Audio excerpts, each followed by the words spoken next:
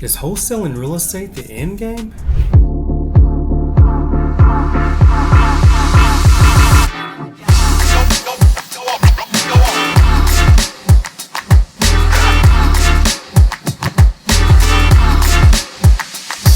Hey, what's up YouTube? My name is Graylan Stewart. I'm a virtual wholesaler and entrepreneur. And today's video, I'm going to talk about wholesaling in general. So is wholesaling the end game for you? And is it for me? And should it be or should it not be? So that's what we're kind of getting into. So when I got started wholesaling, I started about 3 years ago now. I mean, it was life changing for me. I had done marketing for years and years in my adult career, and I was just looking for a change, looking for something that was more duplicatable and a little bit easier. Not in, don't get me wrong, wholesaling is definitely not easy. It's very difficult, to be frank with you and be honest, but it's super simple in concept.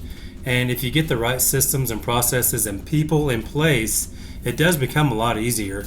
So anyways, when I started, I was searching for exactly that, because in my marketing business, so I used to do direct mail magazines to where we sold ads to local business owners, and we would mail those magazines out monthly for free to the community. So it was a free magazine to everyone, but the business owners actually paid for the ads. So we had to make a certain amount of sales just to break even, and then anything after that was all profit. So that was great. Did it for a long time, made a lot of money doing it, but at the same time I was pretty much a one-man show. I did have a graphic artist, and I had a VA like doing some little things for me, but for the most part the whole business was relying on me and my abilities to go out there and sell. So I did have sales rep throughout the years that I owned that, for about 8 years, but they just never did pan out. But at the same time, it's not like I set them up for success, because I didn't really have the systems and processes in place. There was a method to what we were doing, but at the same time, we didn't really have everything in place that we should have had, or that I should have had. I take full responsibility for that. Obviously, I'm the business owner, so it ultimately lands all on my shoulders, right?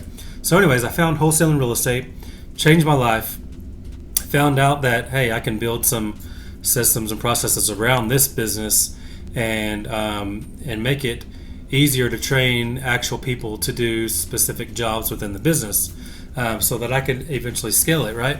So that's why I got into it, and that's what I'm doing today. So the question is, is wholesaling real estate, the end game, or should it be the end game? In my opinion is, obviously wholesaling real estate is awesome. It's literally like an ATM, and I've said this in many of my videos. It's that ATM that keeps on giving. As long as you keep punching in your PIN number, in our case, sending out the marketing, you're going to get cash back, okay? And that's just a no-brainer, and that's how it works. So I love the ATM aspect of this business for sure. So I've had other high-level wholesalers that I'm friends with. We've had this same conversation, and some of them, have kind of my take on it, and others kind of have a different mindset on it. So what my opinion is on it, I'll never stop wholesaling real estate. And the main reason is, me as the CEO and business owner, I'm not really in the day-to-day grind of all the actual positions within the company. So I'm really just kind of overseeing everything and running the company. And yes, I still do some of the marketing in the company, but otherwise, I have acquisition managers that get the deals for us. We've got a transaction coordinator that coordinates everything with the title company, buyer, seller, attorneys, anything involved in between, making sure we get to the closing table. And then I've got a disposition manager that actually actively sells those deals to cash buyers, or sometimes on the MLS or whatever it is, okay? So because of that, because there's people in place, I don't ever see a reason of ever stopping wholesaling. Like, I have one friend that he's like, you don't want to be wholesaling when you're 60. And I'm like, why not? I don't necessarily want to be doing it personally, but I want to own a wholesaling company when I'm 60 for sure. Especially when I have pieces in place that kind of runs like a machine. Why wouldn't you do that? But I will say at the same time, wholesaling is just a means to an end. So what I do with that cash is build long-term wealth for cash flow. And that's really the ultimate goal for me, is to have some passive income. So whether that's being a landlord with a bunch of rentals, or just having a bunch of properties on rent to own, or if that's owning mobile home parks, or maybe you go into apartments, maybe it's storage units, whatever it might be, passive income is my ultimate goal. So I have, some friends that are like, well, yeah, I'm merging into, this is what's next for me. I'm going to merge into this or that, apartments or mobile homes or storage units or whatever it is. They're going to merge into that and stop wholesaling.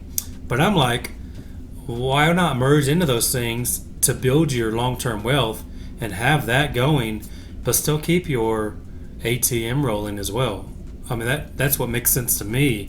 But like I said, everybody is different. Everybody's mindset is definitely different, and opinions are different. So that's just kind of my 2 cents. It's like, if you've got an ATM literally spitting out cash, once you have the formula, systems, processes, people in place to be able to handle those leads, 100% sending out marketing is going to spit you out cash, period. There's no way around it, because you have the systems and processes and people in place to do it. So saying that, why would you stop doing that? It makes no sense to me. Like, oh yeah, I want to stop making a couple $100,000 a month because I'm doing something else now. That's okay. You can still do something else, but still make that couple $100,000 a month, in my opinion. So that's kind of what I want to do, and that's my goal. Obviously, I'm already doing rentals. I have around 25-ish or so rental properties, and I'm going to keep growing that. But also, yeah, I do have aspirations to maybe own storage units or mobile home parks, or even car washes and laundromats, as long as they're more automated, not the quarters and stuff like that, but credit cards only. Just things that are true passive income is kind of my goal, because no, I don't like being a landlord. That's why I do rent to own properties. But at the same time, if it's an entire apartment complex, that's a little easier. I can have a manager on site running the entire, managing the entire complex. So that's a little different to me. That's the kind of things. I'm not really a landlord, but I still would be technically a landlord, but I'd have a property management company. And I'm not really interested in having a property management company because of the way my business is.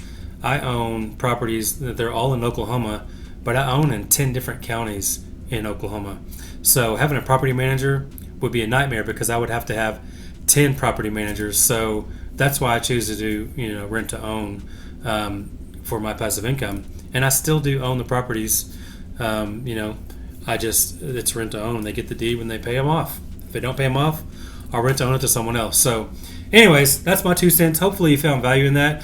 Drop me a comment. What are your thoughts on wholesaling? Obviously, it's the lowest entry of barrier, in my opinion, to get started into real estate. So it's a great way to get started. But, a lot of people, you'll see over time, they just merge into other things, which makes sense. They're doing other things that can make them more money, or maybe more passive money at least. But why not still do what got you there?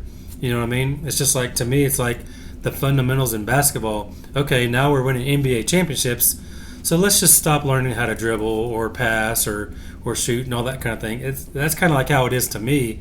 It's like the fundamentals and the foundation of what got you there. So you're not going to stop doing that.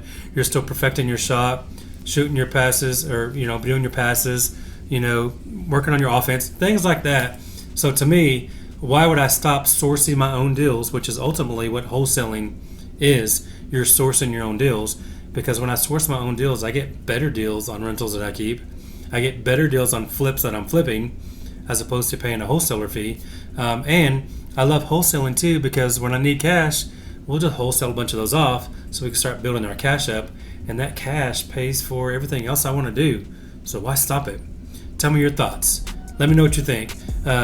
Hopefully you found value. Give me a thumbs up if you did. Hit the subscribe button if you haven't already. And I appreciate you, and I'll see you in the next video.